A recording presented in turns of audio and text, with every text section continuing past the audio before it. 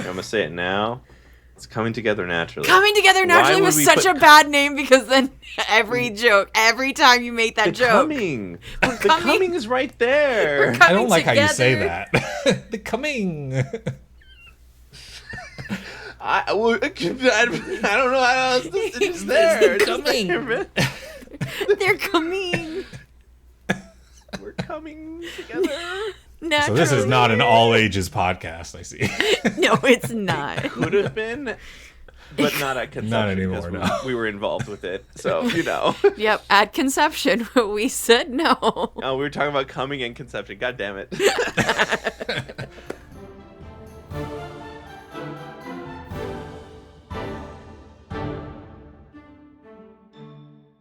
Hi, and welcome to another episode of Dungeons & Degrees. My name's Adrian. And I'm Alex. And today we have Knocktopus, one of Andy's players, as well as, in my opinion, one of the funnier people on TikTok, which, unfortunately, is falling apart. You mean the funniest person on TikTok? The funniest? I can never give that moniker to anyone because I haven't seen everybody. I'm going to give it to you right now. Fuck Adrian. Funniest person on TikTok. The pressure. I can feel myself getting squeezed. See, look, I can't believe you've done this, Alex. Listen, if all else fails, then they're going to go look at everything on the TikTok and say, oh, I agree or I disagree. And then they're going to voice their opinion in the comments. And as we've discussed almost every single week, all engagement is good engagement. So more or less. Doesn't matter. Doesn't matter. Gotcha. But welcome. Thank you for coming on, Octopus. Thank you for having me. This is fun. Yeah. I've been briefly introduced to your character Hatch from Andy when we had Andy on. How do you live in a campaign where people are leveling and you're just a level 3? How does that work out? So I don't know how much Andy told you about what the character concept behind Hatch was. Hatch was a randomly rolled character.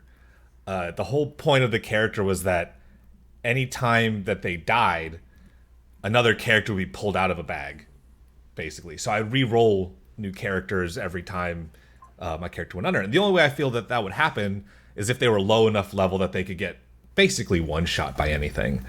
And so I had like 7 or 8 characters ready to go at any given time, assuming that in a combat, like 4 of them would go down. And so it's like, you know what, it's fine if I don't level, because I'll be playing every class and playing with a bunch of different features and spells all the time anyway.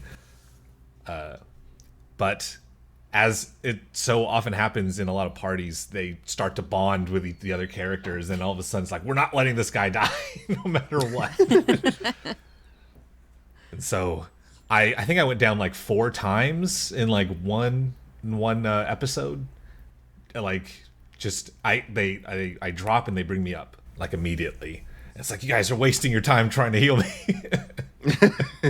I'm okay. I'll be fine. Keep going to max.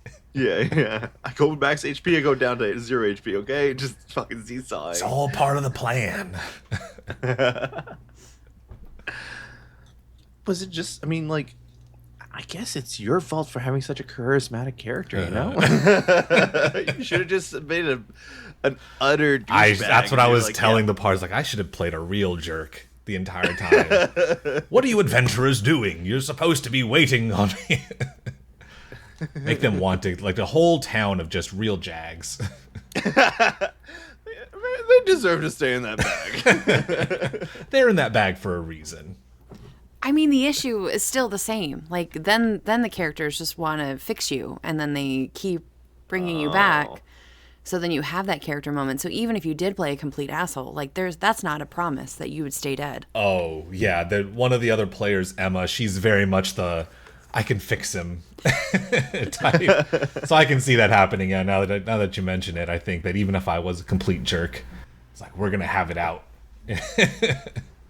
You're going to have your character moment. That character arc, whether you like it or not. Like, oh, God, we're pulling you back from death every single time. I'm going to jump off this boat myself. Real bungo stray dogs. Protagonists. But you had 7 characters already rolled up. Did you already have personalities for them, or was that kind of like whenever they come up, whatever feels right, kind of thing. I think that, I mean, obviously, when you start rolling them and then you give them a name, you start to attribute a personality and a character voice to them. But there were definitely a few. It kind of went back and forth between. I kind of have a general idea of what this is, and this is a character that I have kind of wanted to play for a while, but I never got to. There was one of them was an Eric Kokra wrestler type named Big Tom Raspberry that I played it in another friend's Curse of Strahd campaign, but that one only went for like 2 or 3 sessions. So I was really hyped for this character to pop out of the bag and just start suplexing people. Never got around to it, but the character did come up later when we like spoilers, I guess, if anyone listening goes to watch it. But we enter the bag at one point in the story, and we kind of interact with a lot of the characters that I was going to play, and so that was kind of fun on its own too. Awesome. Do you feel like, have you thought like, okay, I have to play these characters? Have you been dropping them in other APs or just one shots or anything like that recently? Our Flag Means Doom is sort of the most recent campaign I've been playing. So, if anything, I've been pulling them from others for this one. I don't putting them in here. Yeah, which kind of helps me fill out that roster a little bit. I didn't pick any of the characters that kind of have a story, like a long story, because it felt weird to change their canon in my head. Mm-hmm. I have some characters I've been playing for a few years. I'm like, I don't want to put them in the bag because then it's like they have their whole arc that they went through, and I want to see that overwritten by being in a different place like this. Right.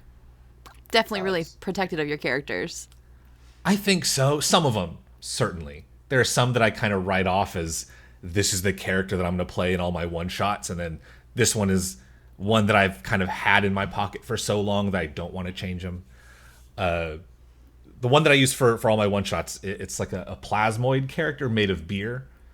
His name is Fermentation, and he talks like this because he's very carbonated and bubbly. And so like anytime I have a one shot, or if I'm like about to join a campaign and they want to see how well we mesh together, that's the character I use. Because I figure no one's going to want to listen to that for a whole campaign, but for a one shot, it's probably fine. Yeah. I mean, it's awesome that you already got like these voices, much more than I could do. I feel like every time I go in, it slowly comes back to Adrian eventually. It just all melts back. Because you want to do what you know you can do for a long time, right? Right. Like I'm in like, I think like 3 campaigns right now, and they're all just sort of variations currently on like the slightly deeper and a little bit British man. And it's like I really should have thought about this before I joined 3 separate campaigns like individually. Nice. So what other campaigns are you in? Are they all kind of online? Are they in person? Yeah. So the other campaigns I'm in right now, I just joined them sort of simultaneously. I'm with the Strangers Guild in their new campaign Soulbound, where I'm playing like a butler. I want to be the world's strongest butler. That's like his whole thing. And then I'm also on Tales of Initiative on their show Total Party Chaos, where I'm playing like a guy named Rotmeyer, who is supposed to be like, he looks evil and menacing, and he talks like the BBEG, and he walks and looks like it, but he's just like, he's a cleric of the peace domain, and he wants nothing but to like help people. They all kind of sound a little bit like this. That's pretty good. But like I said, I've had instances where like, hey, damn, who the hell is talking right now?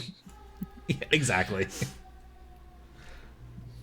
How do you find well, Alex, you've worked with the people from the Stranger Skills, right? With, like Icarus?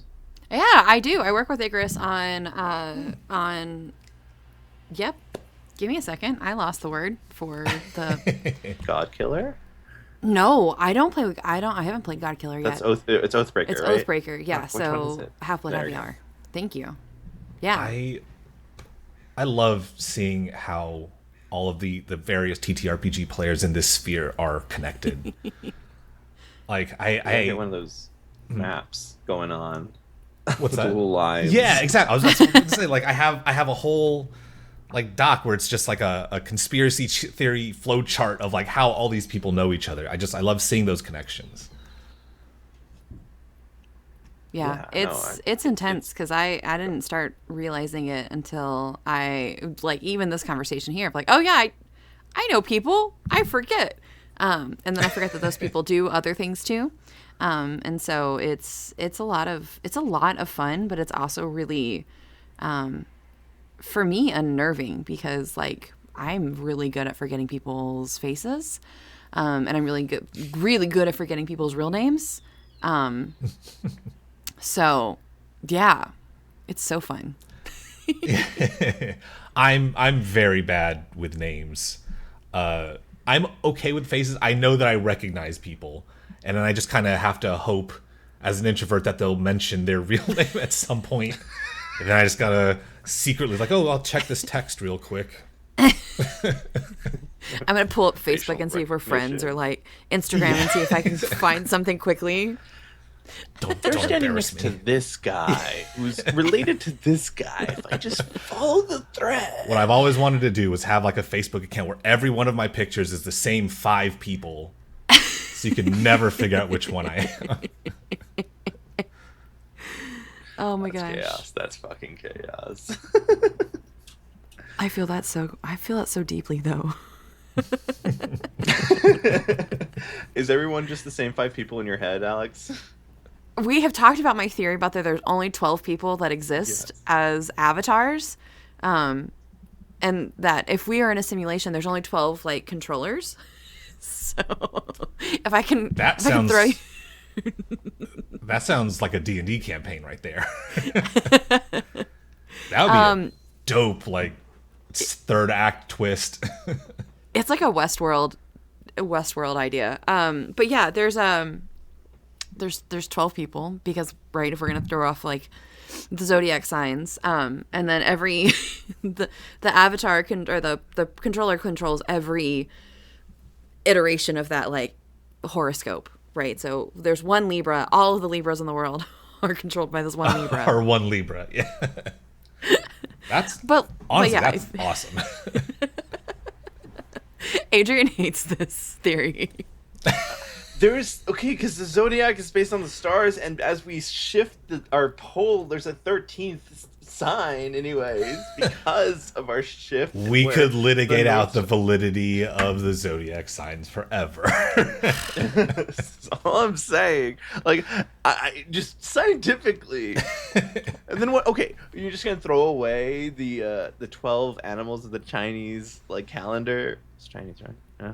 Yeah, the I'm zodiac. not forgetting the Chinese zodiac. countries. You're fine. May I say, as an Asian man, Eurocentrism all the way. No.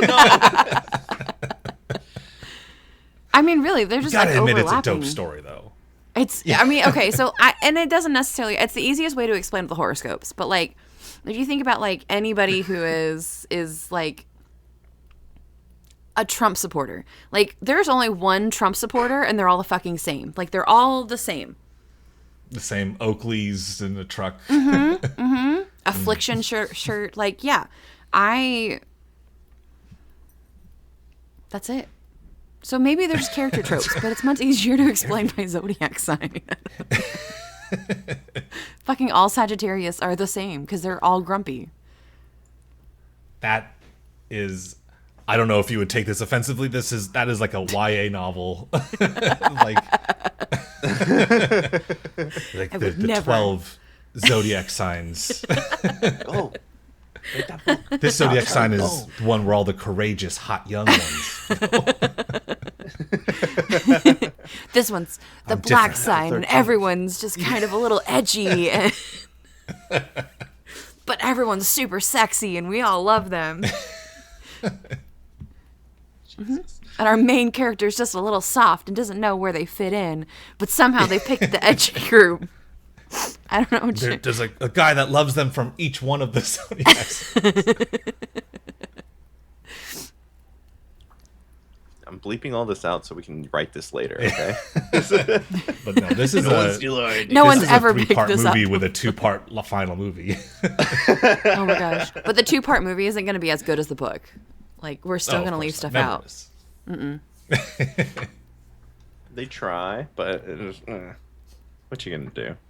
I accidentally But made we'll actually have enough money. I accidentally told my kids, my elementary school level kids, that Wicked is a book. And I told them, I was like, oh, no, wait. It's not that kind of book. You cannot read this book yet. Like, somebody should have given me the warning when I read it the first time. But, yeah, I accidentally told my kids that they could read it and then quickly forgot that it is not a book for kids. It's not. As someone who doesn't read often, can you tell me why? Yeah, I didn't even honestly know it was a book, although I shouldn't be surprised. So many things start off as books these days. Or before. So Sorry,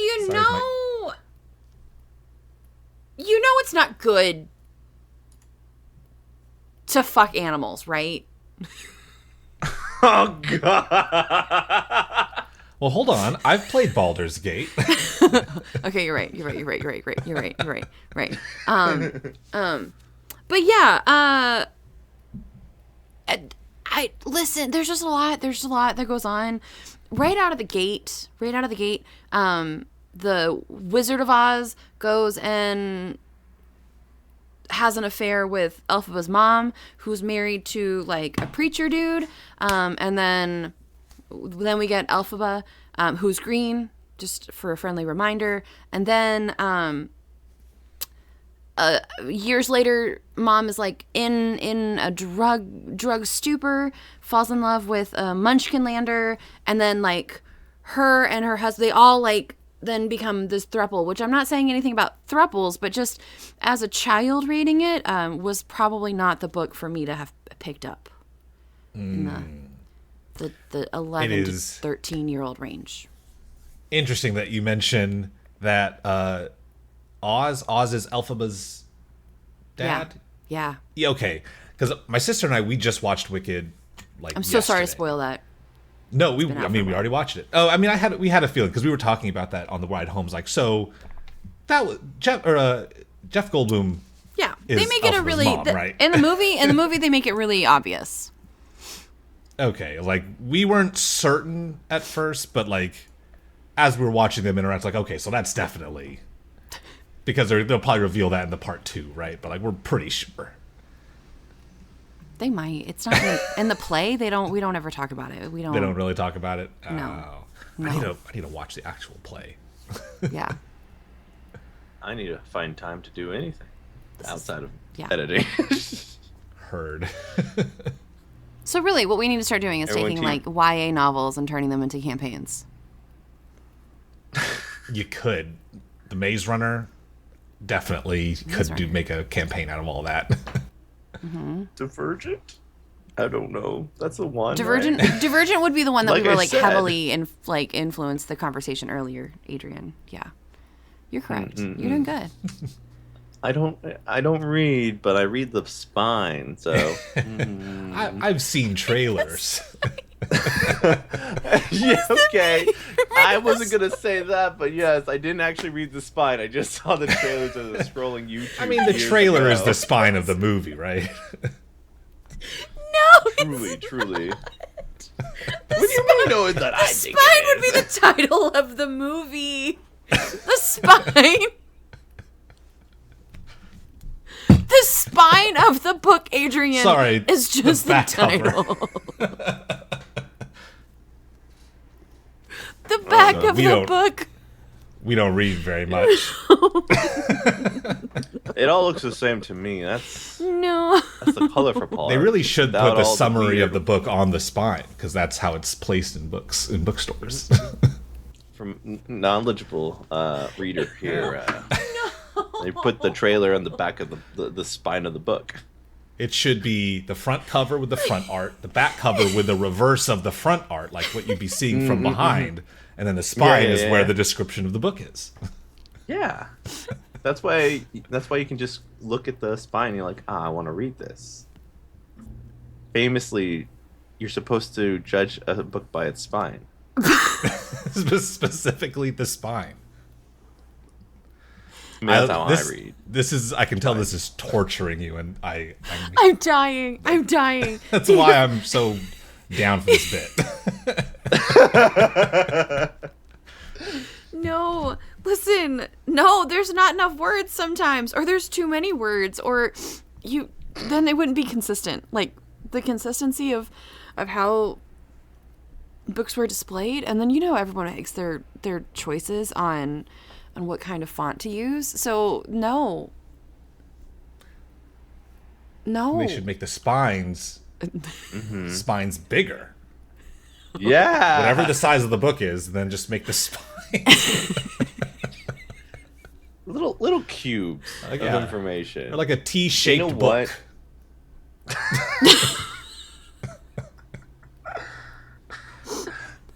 And you know what? Just make it all digital. Just after that, make it all digital. Little screen on the back, on the spine of the book. It just kind of opens up. Kind of like a laptop. The comedian in me is loving this. I hate this so much. You know what? Just record it. Honestly. What are we doing? We are doing it right now. Yeah, with like actors and just like set design. Yeah. Oh, okay. I thought you were talking about what we're talking about. Okay. No. I'm like, yeah, we're doing. What do you mean? Nope. The whole time, just no more books. Yeah. If you want, you could put the text of the book as the movie's playing out. The side by side. Like a right on the side of it. I've ended up on the part of TikTok that is like the studying TikTok, but it's like a runner game, and then like the thing that you need to learn is in the middle. And I really think that would have been helpful for me. I saw someone's like, oh yeah, I just put this Word doc into brainrot.com. Oh yeah, I saw that. Yeah, and I'm just like, that was oh man, yeah, my even brain would as love that shit. Someone who doesn't read that often, that was a nightmare to watch. Oh no. You're starting. I'm just jump into something else. Go back into We it. never get back on track. We've diverged so far. We're so divergent. The movie book. Okay. You're working on a new project on YouTube with two other people. Yeah. My friend Balatro and Dingby, which are Balatro and I. We were both used to be comedians here in where I live. And Quinn, or Dingby was also one of our friends who was kind of in the same sphere. So we are playing in like a cyberpunk campaign together, and I thought like, shoot, with TikTok going down, I would love to start a YouTube channel. And I thought like, well, these two I know are like the most heavily invested in the RPG and sort of general tabletop and gaming space. I should ask them if they want to help, because I don't know if I could keep myself to this, ADHD brain. If I could keep myself to this on my own, like I think having some partners in this project would be really helpful. And much to my like good fortune, the both of them jumped into it pretty heavily. I think like within the first day of us meeting, Dingby had already put together like a bunch of different like mock logos, and she was in talks with some of her friends. So I guess they went to Berkeley, who were like putting together like a theme song for us. I'm like, dang, like this is this is so much more work than I had expected us to be doing already. But it was really motivating for them to do to already kind of like dive into it. Right.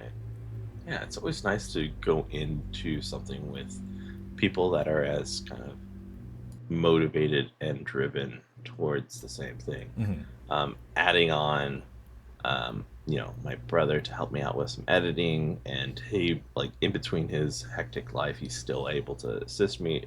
It helps me also keep working on the same thing, instead of just like, I just want to play Marvel Rivals for like 3 hours straight. There's a part of me that's like, I got 30 hours left in FF16. I could, or I should do the thing that I have dedicated time to, that I've roped other people into doing. It's the fear of letting other people down. I'm trying not to. Yeah. Yeah. No, yeah. Yeah. Totally understand. You said you're a comedian in the area. Is this like a stand-up, or a troupe, or I'm Yeah. not versed in So comedian spaces. I've kind of dabbled in a lot of other things. I've done stand up before. I've done sketch comedy. But there's a comedy club here. I live in Sacramento. That's it's kind of it unfortunately closed down before or right when the pandemic hit. It's called Comedy Sports, and I did improv comedy there for like 10 years. And then I was doing improv before that for another 10 years. So all in all, about 20 years of being like in that field. And I found it to be incredibly beneficial as someone who is very shy, very introverted, to go up on a stage and not know at all what I'm about to do next. I think that really helped me think quicker and get out of my shell and meet people in ways that I really don't think I would have otherwise. And so when I started on TikTok, I wanted to make sure that I was in a hobby that I wanted to participate in. So D&D was obviously going to be it, but I wanted to provide something that I felt that I was also kind of good at.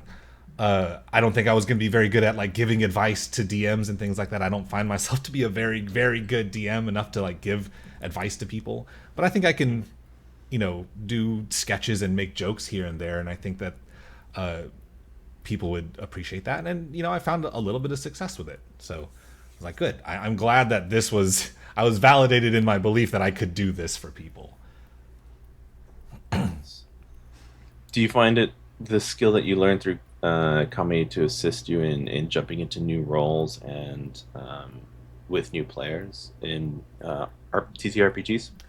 I think it's made that transition, I almost want to say effortless. I feel like there are not very many people outside of just, stereotypically toxic people that I couldn't pretty easily get along with in just about any game or scenario.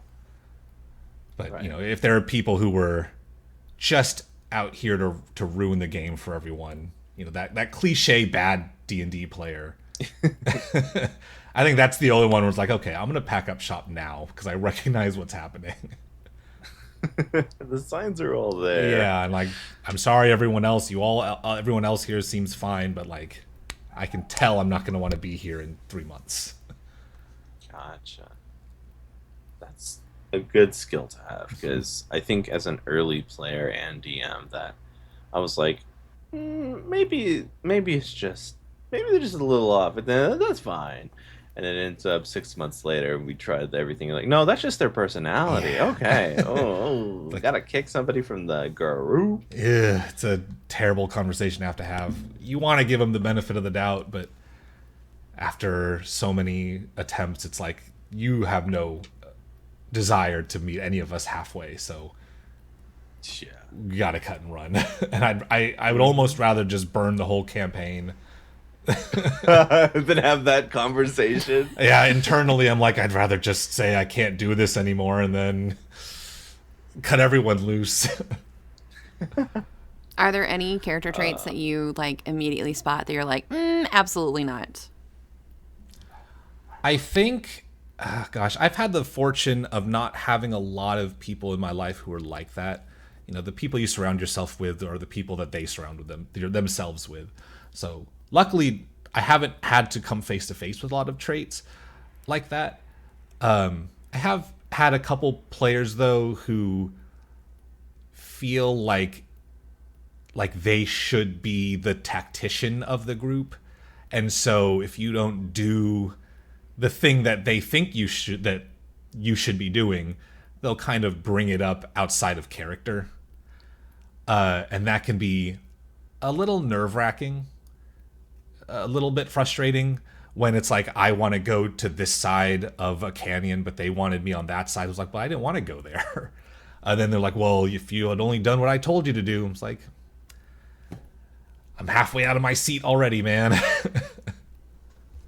this like pretend game that we're pretending to play together as friends, like it's gonna change the whole narrative if I'm on the other side. Yeah, it's just maybe that would have been from a tactical standpoint the better choice, but that's not what I wanted to do. Yes, and I think people who want like to go a certain way or not, and not like they have their own path kind of set out, but then they're like, oh, this is also a fucking party game. This is a social game, and then they're like, no, no, no, we're gonna keep it in what I believe should happen. I'm like, I've had that happen like once or twice. I'm like, okay, this guy's not cooperating. Okay, well, there's 4 other players here, so this is going to be hard and difficult and very annoying. yeah. Until I do something about it. Yeah. As the GM, why is it on me?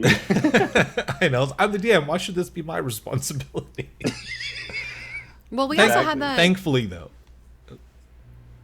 Sorry. No, it's okay. We had that play out in Half-Blood Happy Hour. One, and these are a little spoilery, so if you listen, just skip through. Or if it's enough and all of Hunters of Artemis is out, then you can listen to all of this. It's fine. But there was a moment where we were given 2 locations to go to, and like as a character, I didn't care. Like they're both the same. Like we needed to do pretty much the same mission either way. But another character had a very strong opinion on where we needed to go. Only for us to find out later that we were being backstabbed. So sometimes you just have to let that other player, your character, win. So then you like get that really juicy narrative story. Because if we were all like, no, we're going to go to the other place, we would have lost that opportunity. Or it had to be rewritten, right? Because it's all probably going to happen one way or another. But yeah, you know, let people play. Because then sometimes you just lose on those good squishy role-playing bits later on. And yeah, and honestly, the role play is what I'd rather fail into a juicy role play moment than succeed into like a sort of stagnated area. Yeah, I agree with you.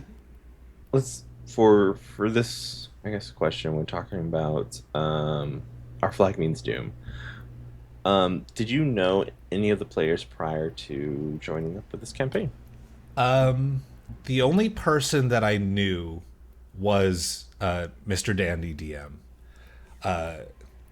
And actually, so the way that he had organized the campaign or the players in it was it was like a little contest.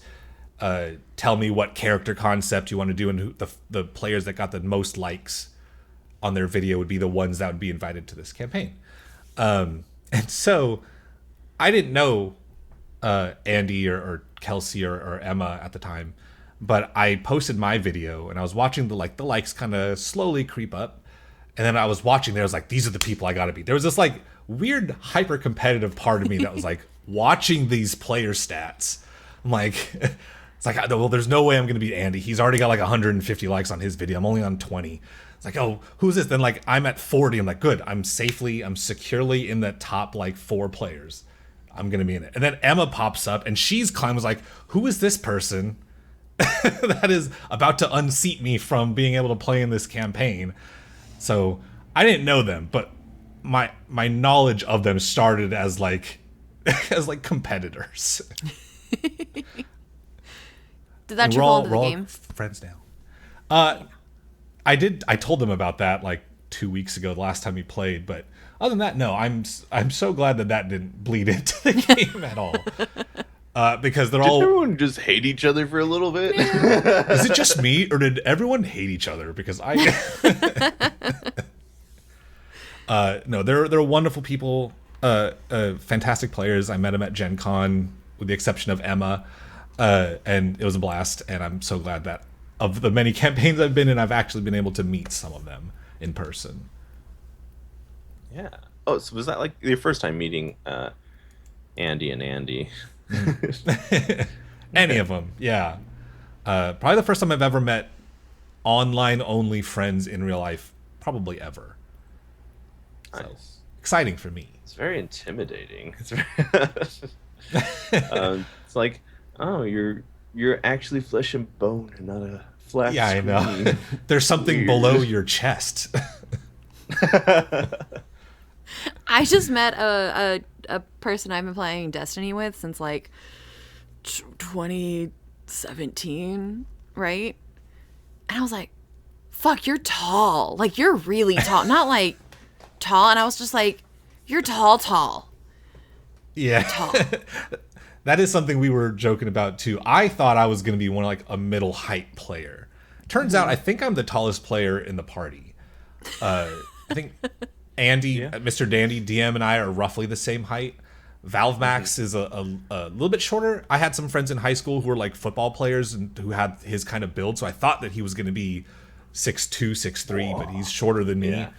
And Kelsey, who plays our captain, who's a Harengon, is decently short, and is she takes that she uses that to her advantage because she'll sneak up on you, and she gives you this shit-eating grin because she knows she's doing it.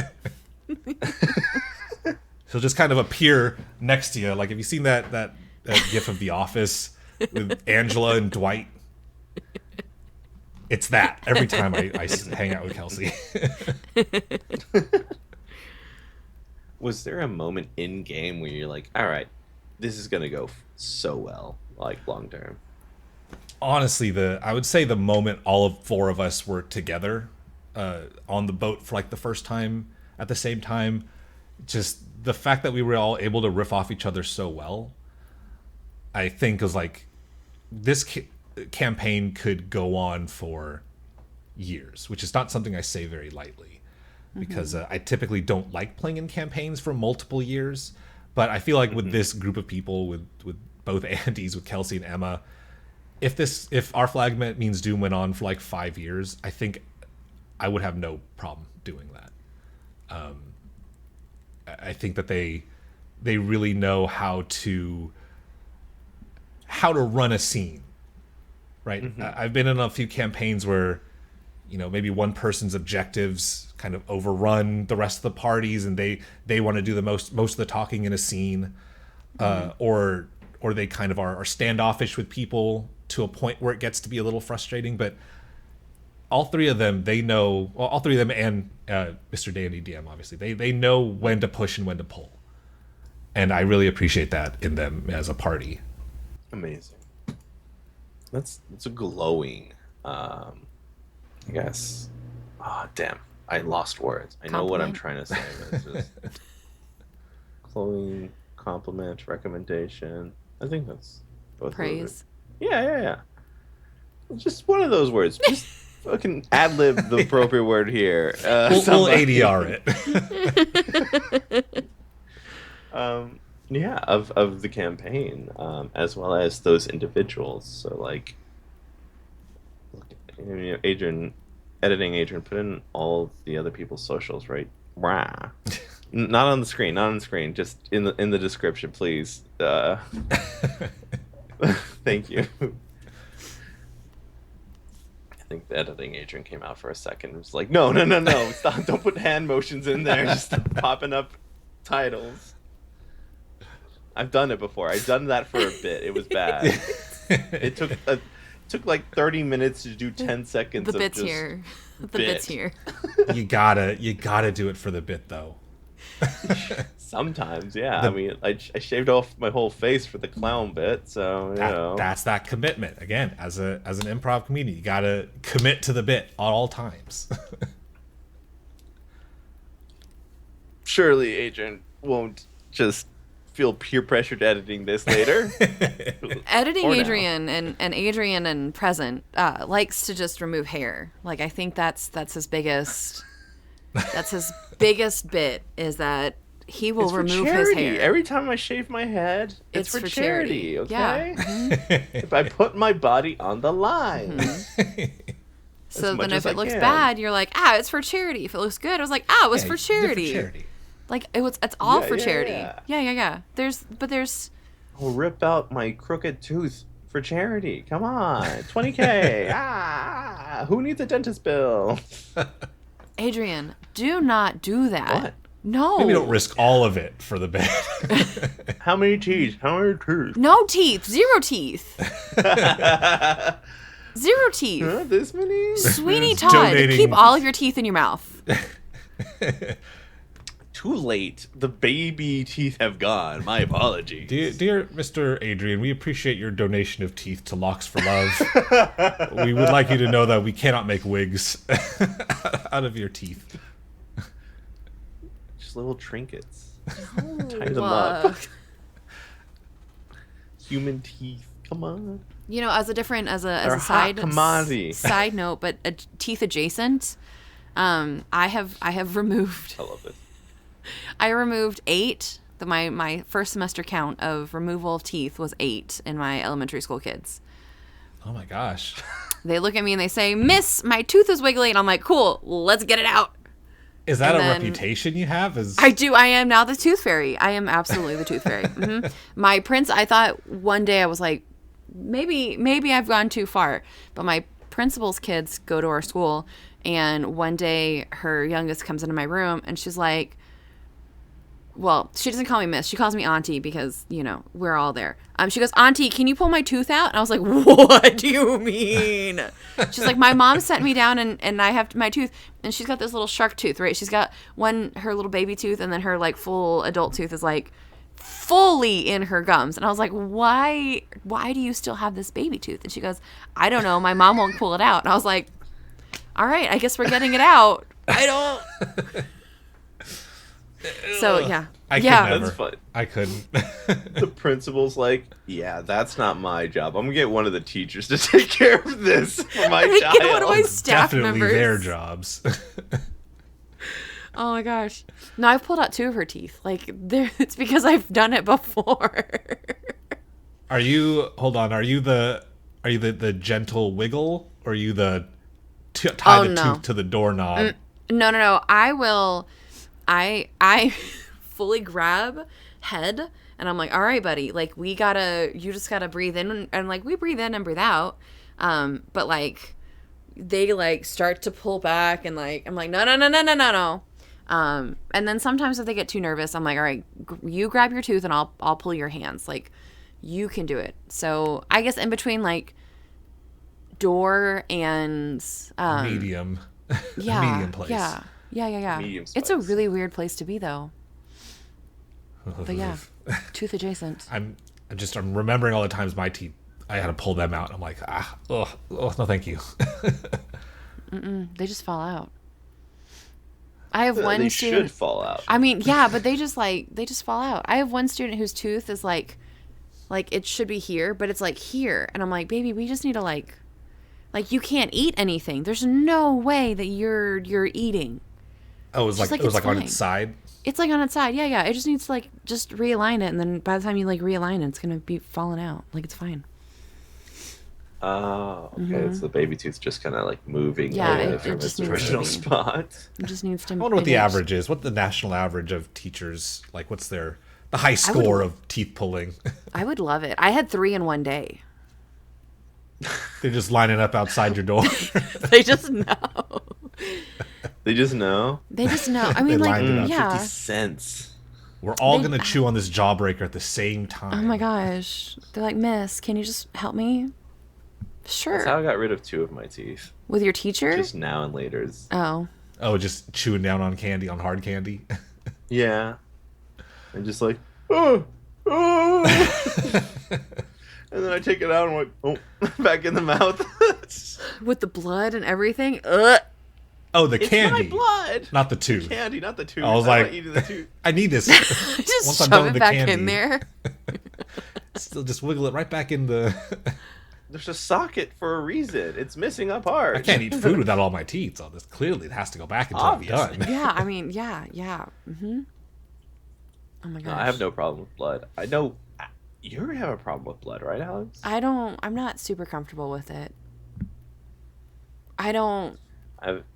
The blood in the mouth, blood with teeth, that makes sense. I'm fine with that. you bite through your lip, and I'm out. So like blood where it's supposed to be. I get my blood drawn every like 6 weeks. So I'm kind of used to it at this point. That's incredible. It's annoying more than it is difficult. You're just okay with it. No. Yeah. I'm on blood thinners for like a heart valve thing I got done like 10 years ago. Not So the heart I valve. constantly have to have that monitored. They just keep your heart going. I'm so sorry. Yeah. So if you hear like clicking on the track when you're listening back to this, that's my heart valve. It's actually made some things kind of difficult because I like to do a little bit of voice acting on the side. And so when I'm trying to record auditions, I can hear the click of the heart valve in the track. It's like, I have to remove it all the time. It's annoying. That's a good mic. Sorry. I like to really eat this microphone when I'm recording lines. Okay, tell me about VAing, some side VAing stuff. Is it just kind of how long have you been doing that? I mean, it's been more of a hobby. Honestly, I have never gotten any like real roles. It's just a lot of fun to do. Throughout my entire life, a lot of my friends and family have said that I've had like a really interesting voice that would be good for voice acting. So I'm okay, I'll try it. So I've auditioned for a few things. I've only ever gotten, I think, one role, and it was unpaid. So it's like, okay. Yeah. It was for a Skyrim mod. Long time ago. It was fun to do, but like I haven't got anything since then. So Yeah, no worries. Sorry Just to wondering. project your failures all over the internet. no, it's fine. I've come to terms with them. I mean, as a former improv. So wait, going back to what's your worst improv name? What's your worst improv troupe name? Do you have a troupe name? Oh, well, we were Comedy Sports, so we didn't really have like a, the yes. You were Well, just- I don't want to say improv names out because these are real groups. I don't want to. I don't want to throw shit Give them. at They them. know. They know it's bad. They know. There are a lot of improv groups with the names that you're thinking of, and all the ones I can think of are already real improv groups. So I'm not going to say them. Come on. Oh, No, I can't. These are friends. they know. Alex just wants the tea, okay? I'm Doesn't not- matter what it is. I'm not throwing shades at friends when you're going to publish this to the internet. The likelihood of want them some fun coming drama. across it Listen. is never zero. What Yeah, if? exactly. What if it's rather than like the drama about people maybe cheating on each other? Maybe it's just like, how bad is your podcast name? Like, maybe that's the issue. I've had some bad podcast names, and I've really fanned them. I'm gonna say it now. It's Coming Together Naturally. Coming Together Why Naturally would was we such put- a bad name because then every time you make that The joke, Coming. The coming. Coming is right there. I don't like how you say together. that. The coming. I don't know how else it's just there. It's just Coming. there. they're coming We're coming together. naturally. So this is not an all ages podcast, I see. No, it's not. Could have been, but not at conception. Not anymore, because no. we were involved with it. So, Yep, at conception, we said no. Oh, we were talking about coming and conception. God damn it. We'll close the door on family friendly right now. Yeah. It was nice and informational, and then it just became two fucking idiots trying to talk to people in the TTRPG space and have fun. As long as we show our whole personality and our groups and our what the fuck makes us like silly billies, I think we're fine. That's all Right, we're Alex? showing, Right, though. Alex? You That's agree? all we're showing. I was about to say showing our whole ass. I but wasn't stopped going to say myself. it, but I mean, I was thinking it. I try to stop it. I'm like, what if we can get back family friendly? I'm like, no. What a heel turn.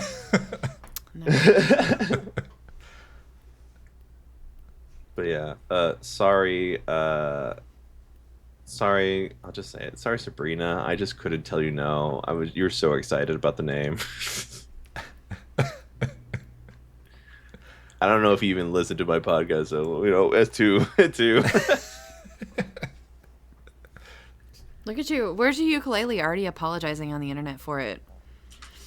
Go I get your broke ukulele. it. I broke it. You broke it.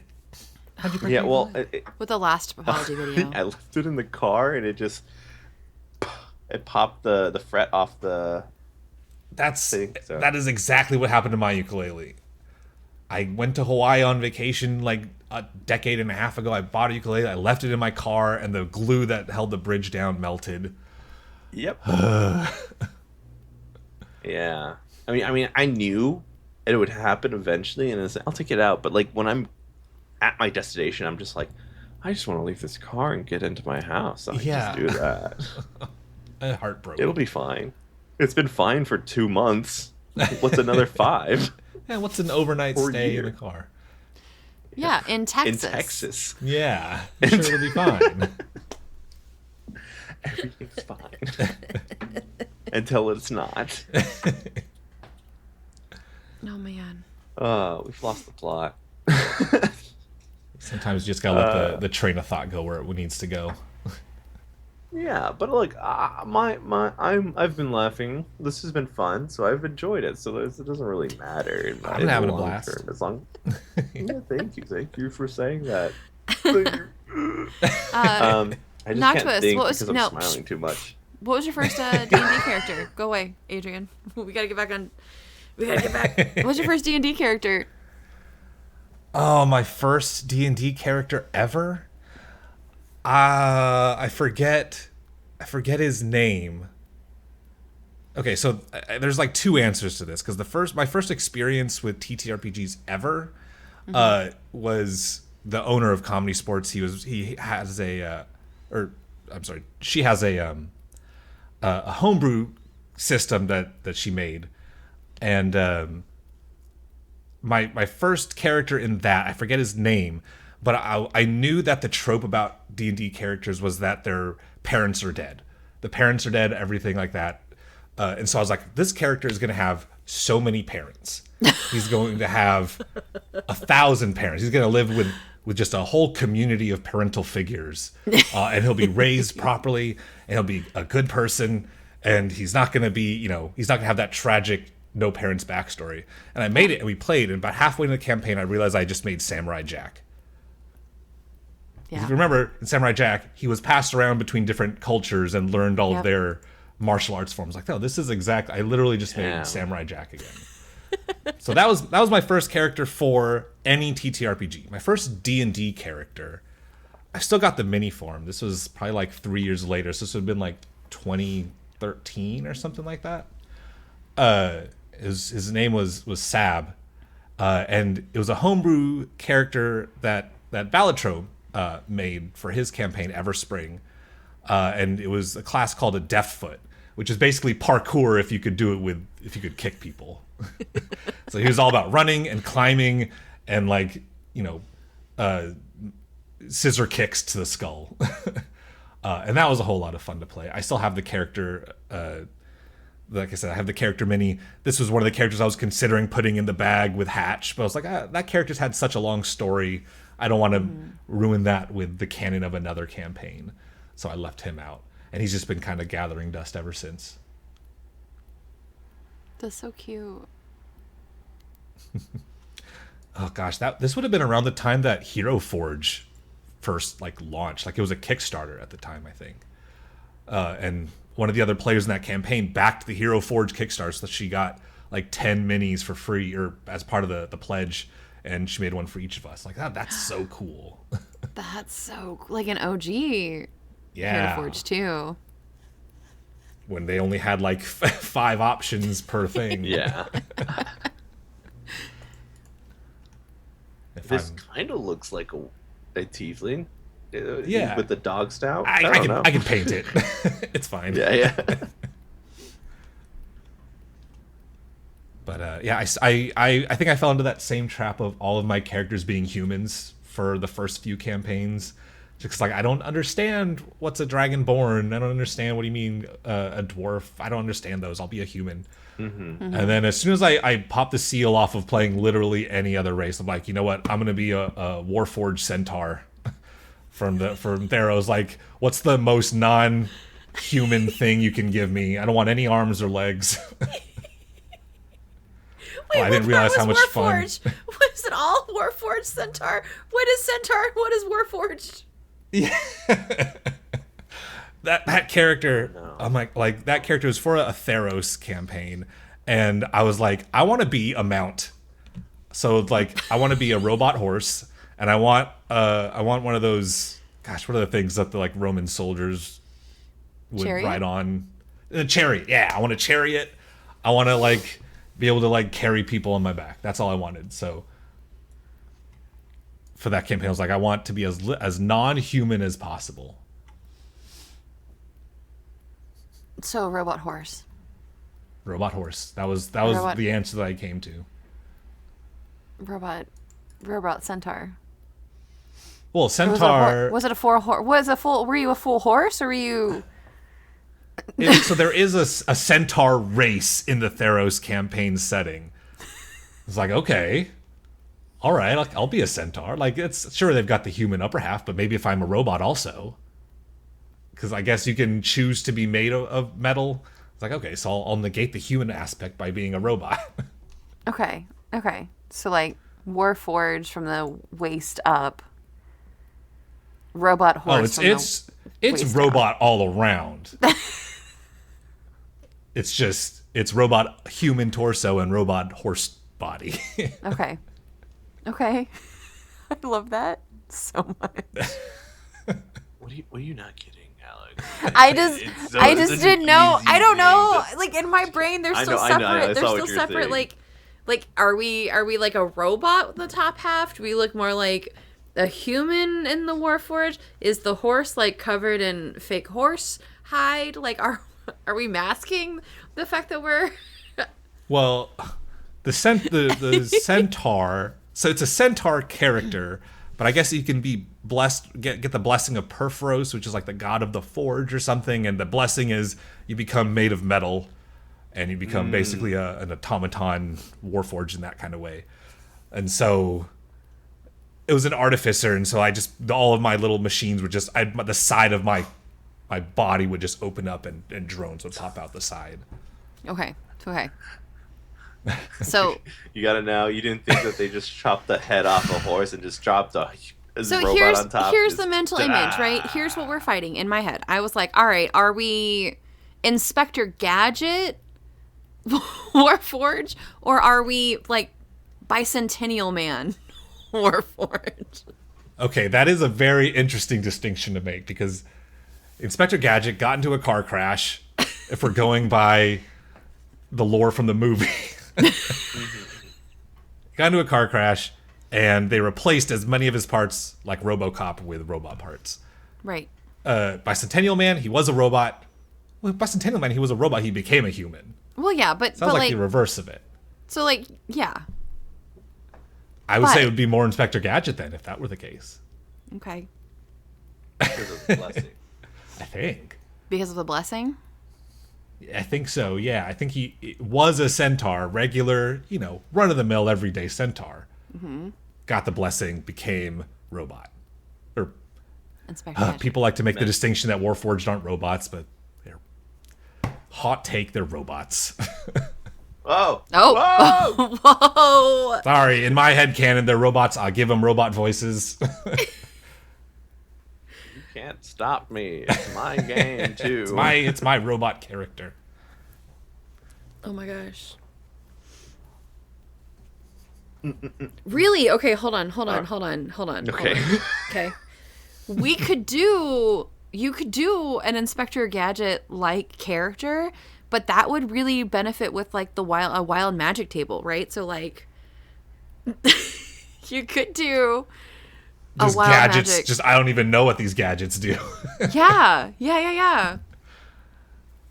Oh man, that's a really good idea. Dingby had mentioned starting that campaign back up again, So if I play, maybe I'll try and lean into a wild magic sorcerer artificer multi-class. I mean, really, they're just giving you Span the table. Yeah. Give it 100 things. It makes sense. Yeah.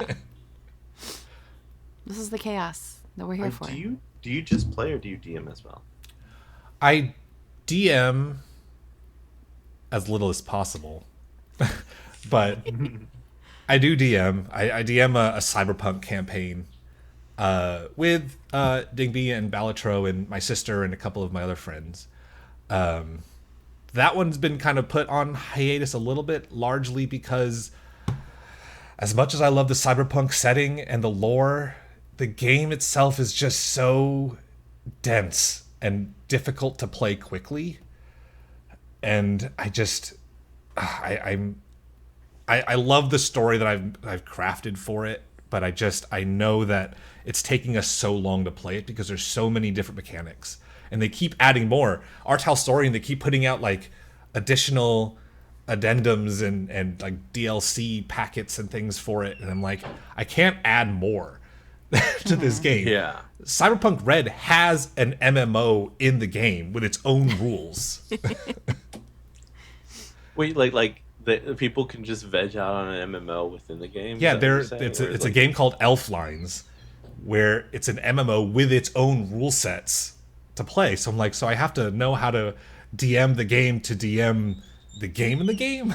And it got to be so cumbersome and so slow. I could tell that my players were like really struggling to pay attention.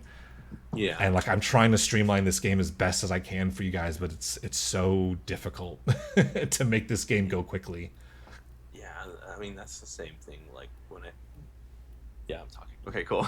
You're good. That's the same thing I had problems with Shadowrun, where it's just so cumbersome with rules, and it's just like it's really cool setting, it's a really cool thing. We can make really cool stories, but the rules is just so much. I You have know. to consider X, Y, and Z, and I think my first run-in was like, I throw a grenade, it goes off within the next round. I'm like, all my guys are dead. That's not. That can't what be the right. hell? I mean, I Right, guess that's a but- grenade. Yeah, it was like, oh, you can interrupt your thing if you take a -15 to do an action right now to stop the grenade. And I'm like, okay, cool. I didn't know that, but my guys are already dead, so I don't know what to do. Especially in this age where, so many campaigns are being converted or being done as like actual plays for Twitch or YouTube or like some kind of live stream. It prompted me to, like so many other DMs, it prompted me to want to make my own RPG system. Yeah. And I wanted it to be specifically made for people to use as like as a podcast campaign or a YouTube campaign. And like the rules and the mechanics would be like light enough so that they don't have to spend a lot of time litigating rules, but kind of crunchy enough so that people who like to customize their characters can really like get into character customization. Right. Because like I would like to run a full campaign, but I would want to do it for an audience. I think that's the most fun for me is to entertain people with it. And obviously like games like D&D kind of have a disadvantage because watching D&D, at least in my experience, watching people play D&D in person without playing is kind of boring sometimes. So like anything we can do to make the storytelling more interesting is where I'm at all the time. Yeah, it's incredibly tough. I couldn't get into Critical Role. I think the only reason why I got into like Dimension 20 stuff is because it's highly edited. It's like cut down for time. Like people playing and doing that, if you don't already have that connection with them prior to like watching them or have invested the time to get to know them, it just, to me, it was a slog to try. It was to kind of connect, especially since Critical Role, and no shade to them. I love all the voice actors and actresses. They're fantastic. Shame. But the hot take right here. Valid. But like the fact that they bookend the beginning and end of the show with plugging projects and ads that take like half an hour on their own, and then it's like a 4-hour whole like thing of playing. I just don't have the attention span to sit there and like listen to it all.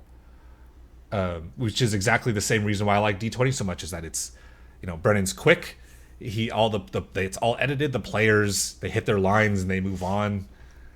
And so, yeah, it's been I feel like a lot more entertaining, especially like visually when they have all the interesting maps and like the dome and like the things that descend from the top. It's like, it's a lot to look at. I prefer them, definitely. Flashing lights. Yeah, pretty much. That's why I like cardboard with shiny stuff on it so much. Oh, no. Yeah. Any other projects you got going on that we haven't talked about?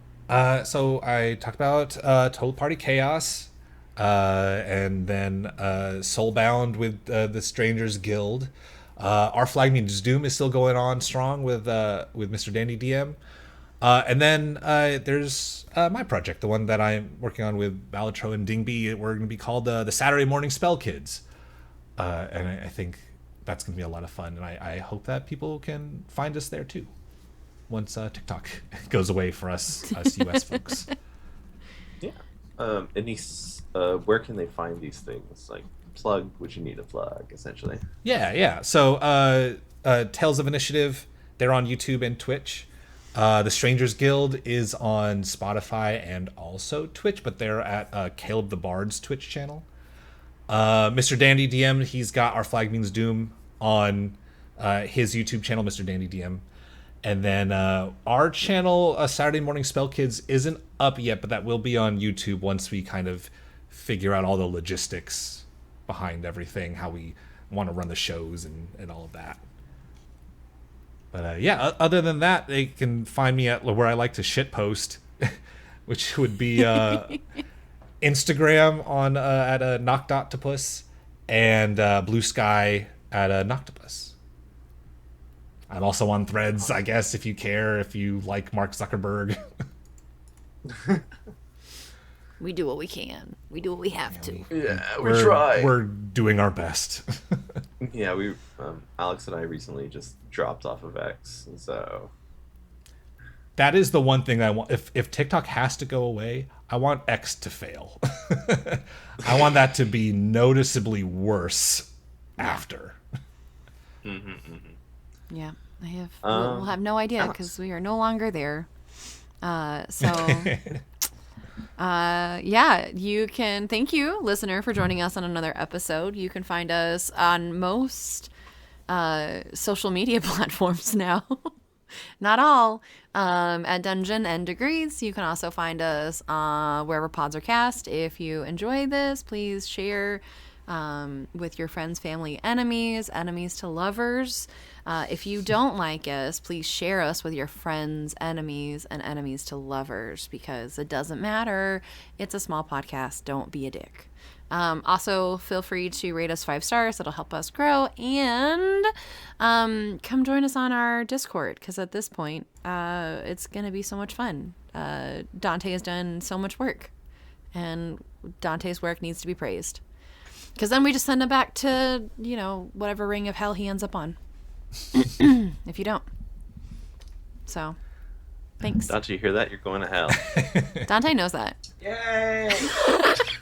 But not until he's done with the editing. Not until you're done. That is his hell. That is the circle of hell. It's like constant editing. No.